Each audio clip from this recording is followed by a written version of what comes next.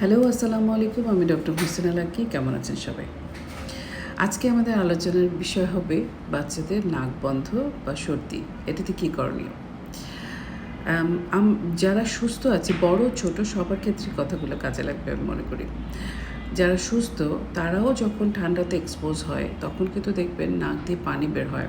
ঠান্ডাতে এক্সপোজ হওয়ার কিছুক্ষণ পরে নাকের ডগা ঠান্ডা হয়ে যায়, তারপরে নাক দিয়ে পানি বের হয় এবং সে পানিটা হয় ক্লিয়ার পানি, পরিষ্কার পানি।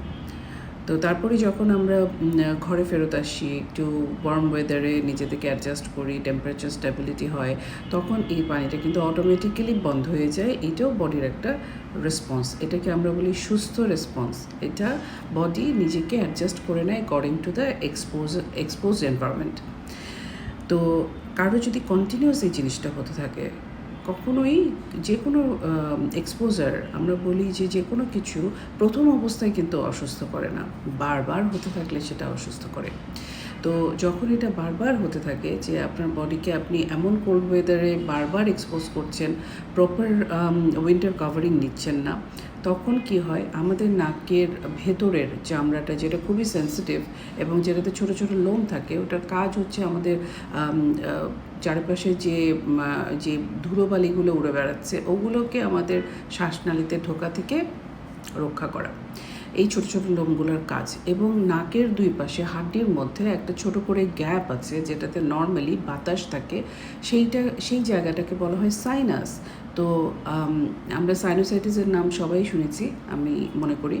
তো এই বাতাসগুলো যখন ঠান্ডা হয়ে যায়, কন্টিনিউয়াসলি দিনের পর দিন ঠান্ডা হতে থাকে, তখন সেখানে বডির একটা রিয়াকশন হয় এবং সেটাকে বলা হয়, প্রথমে এটা নাক বন্ধ আকারে ধরা পড়ে, কারণ নাকের যে ভিতরে যেই চামড়াটা আছে সেটা ফুলে যায় এবং এটা টোটালি হচ্ছে অ্যালার্জিক রিয়াকশন বডির। এটা অ্যাবসোলুটলি নর্মাল সবার ক্ষেত্রে। এটা বরঞ্চ এই রিয়াকশন হলে আমরা বলি যে ভালো, কারণ এটা এক্সপোজারের রিয়াকশনটা হবে।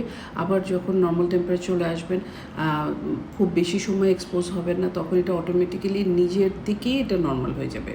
ঠিক আছে, এটার জন্য কোনো মেডিকেশন লাগে না।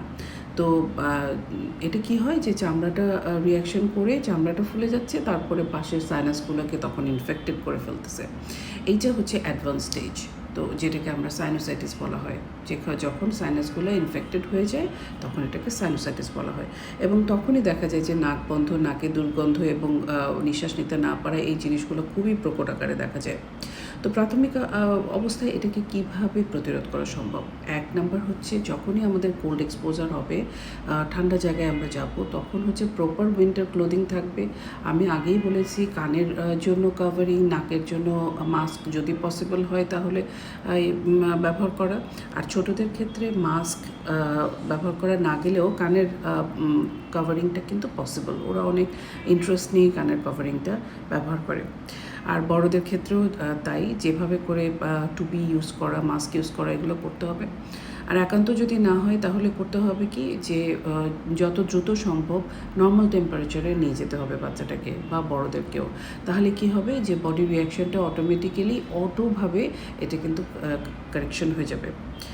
আর এটা যদি না করা হয়, বাসায় এসে একটু ওয়ার্ম এনভায়রনমেন্ট, বাসায় এসে একটু কাপড়টা চেঞ্জ করে একটু উইন্টার ক্লদিং, এটা যদি না করা হয় তাহলে কিন্তু নাক বন্ধটা তখন দেখা যায় কন্টিনিউয়াস প্রসেসে রিয়াকশনটা পার্মানেন্ট হয়ে যায় এবং তখন ইনফেকশনের দিকে চলে যায়।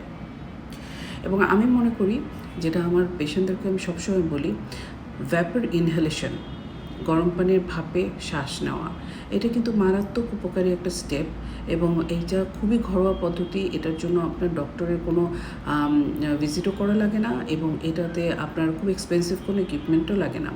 নর্মাল একটা আমরা যে গোসল করি, সেই মগের মধ্যে গরম পানি লবণ দিয়ে ফুটিয়ে তারপরে সেই পানিটা যে ভাপটা ওঠে, সেখানে যদি শ্বাস নেওয়া যায় দিনের মধ্যে অন্তত একবার এই পুরো শীতকাল, তাহলে কিন্তু নাকের এই নাক বন্ধ হওয়া, সর্দি হওয়া, সাইনোসাইটিস হওয়া, এগুলো দেখবেন অটোমেটিক্যালি নিজ থেকেই ঠিক হয়ে যাচ্ছে অনেকটাই। তবে যাদের অ্যালার্জিক রিয়াকশন বেশি শরীরে, তাদের হয়তো এটা খানিকটা উপকার হবে, পুরোটা হবে না, সেক্ষেত্রে ডক্টরের পরামর্শ নিতে হবে। আশা করি এই ইনফরমেশনগুলো আপনাদের কাজে লাগবে এবং এই রিলেটেড প্রশ্ন থাকলে অবশ্যই কমেন্ট বক্সে দিবেন। আপনাদের অনেক ভালোবাসার জন্য অনেক ধন্যবাদ সবাইকে। সাথেই থাকবেন, সুস্থ থাকবেন। খুদা হাফেজ।